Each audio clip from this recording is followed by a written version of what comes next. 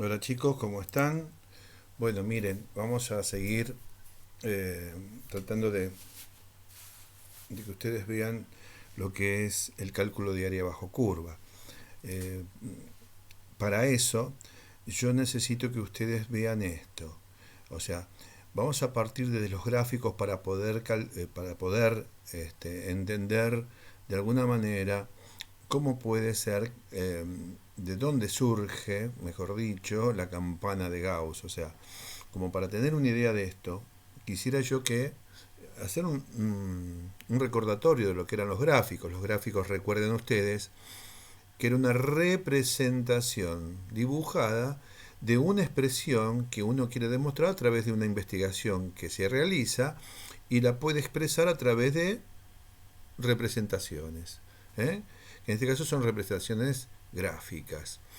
Recuerden que el estudio estadístico va a estudiar variables. Como ustedes sabrán, puede haber variables cualitativas o cuantitativas, lo cual pueden ser entonces estos estudios estadísticos ser representados en estos gráficos. El gráfico, como le indico acá, ¿qué va a tener? Va a tener un título, un cuerpo, una fuente, una nota al pie de página, ¿sí? O al pie del gráfico, este, donde se indica justamente qué tipo de estudio, de qué se trata el gráfico, o sea, el título, ¿eh? El cuerpo o el gráfico en sí y la fuente por debajo en el pie del gráfico. Generalmente se cita de dónde salió o sea, de dónde surgió esta investigación, ¿no? Que se hizo. Que puede notarse ese tipo de datos, ¿no es cierto? Puede ser que resalte, cuando ustedes vean gráficos, en general se pone a pie de página, perdón, a pie del gráfico, este, una nota, o fuente de donde surge esa representación gráfica. Bien, fíjense, el gráfico también va a tener, como ustedes habrán leído, un diseño que si bien hay representaciones de las variables cualitativas, pero también cuantitativas, estas pueden ser representadas entonces a través de distintos tipos de representación gráfica, como por ejemplo líneas, áreas, dibujos, ¿no? Y esto va a tener una estructura determinada. ¿eh? Estos gráficos eh, van a estar, estas líneas, por ejemplo, ¿no? Si son líneas, van a estar representadas en general, por variables, dependientes e independientes. O sea, vas a tener ejes, y y x, donde poder representarlas, ¿no es cierto? Eh, eh, Representación ortogonal, ¿sí? Después vas a tener también gráficos que en general en un eje horizontal se representa o sea, la variable que estás estudiando, y un eje vertical, o el eje Y, si quieren, lo pueden pensar de esa manera. Ahí va a estar, digamos, representada en esa altura, ¿no es cierto?, la frecuencia. ¿Está bien? También se pueden representar las frecuencias relativas, las referencias acumuladas, las frecuencias absolutas, que sería la altura del gráfico en general, ¿cierto? Este, por ejemplo, acá puse algunos ejemplos. Ejemplos de gráficos lineales. Se usan en general para variables cualitativas o cuantitativas, o sea, numerales, ¿no es cierto? Por ejemplo, las funciones lineales, exponenciales, cuadráticas, sinusoidales, por ejemplo, ¿sí? Función seno, función coseno, por ejemplo. Son todas, fíjate que son todas líneas. Mira acá. Esto se llama polígono de frecuencias. Y estas se llaman ojivas. ¿eh? ¿Está? Miren, acá también aparecen los gráficos que tienen área. Todo esto es un área, como barras o la clásica tortita, estos círculos que van a tener un área. Las barras también representan área. Pero bueno, en general, cuando las barras están separadas, como en este caso, ¿ven? Eh, se utilizan para datos cualitativos o cuantitativos, pero discreto.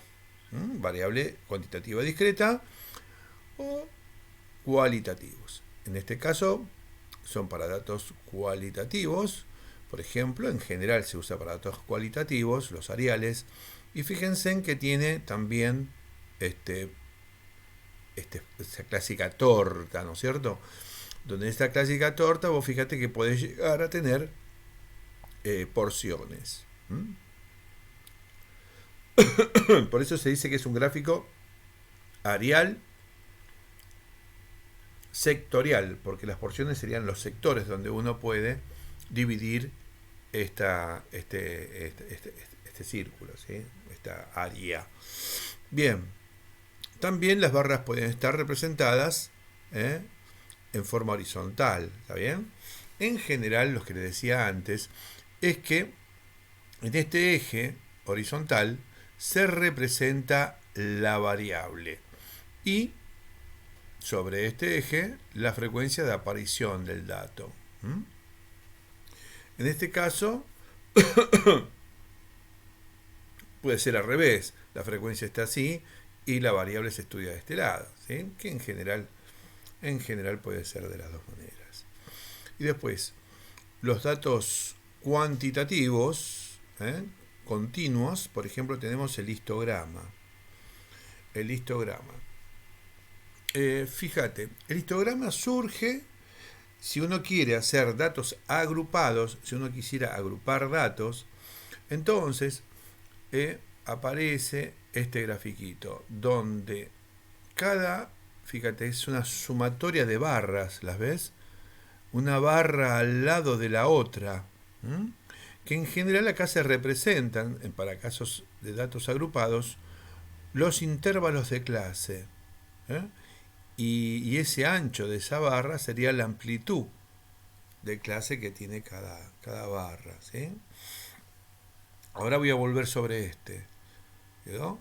Fíjense, y después tenemos gráficos expresados a través de dibujos que se llaman pictogramas, que pueden ser, bueno, representaciones de dibujos, donde el dibujo, y como en todos los gráficos, esta representación tiene, fíjate, entre los valores que uno quiera representar y la variable, fíjate, hay una distancia entre ellos, que es proporcional a aquello que yo quiero graficar. O sea, las líneas, los valores que uno grafica, tiene que ver la proporción de lo que uno quiere graficar. Acá, esta altura, por ejemplo, es proporcional. La variable, acordate que en este caso está en el eje horizontal, y la altura de esta representación con respecto a las otras, vos fíjate cómo esta es más alta, porque la cantidad o la frecuencia absoluta que acá se puede representar es mucho mayor que las otras, ¿sí? Entonces vos fíjate, ¿está? Pero, ¿qué pasa acá? Y bueno, estas alturas están proporcionalmente dibujadas respecto a una escala de distancias, tanto en su eje horizontal como en su eje vertical. Entonces hay una proporción que uno mantiene al graficar. ¿Ah? Fíjate. Acá, todos los gráficos mantienen una proporción con lo que se quiere graficar. Fíjate la proporción que tiene. Mira.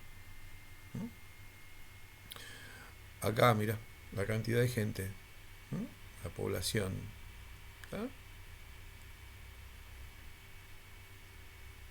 Acá, el cartograma.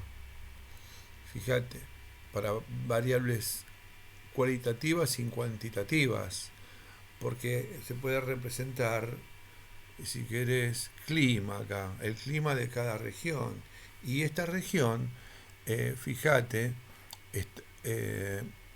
va a tener una determinada extensión, ¿eh? Que es proporcional, digamos, a cada zona. Se dibuja de acuerdo a una proporción que existe entre, en este caso, los países o las áreas, ¿eh?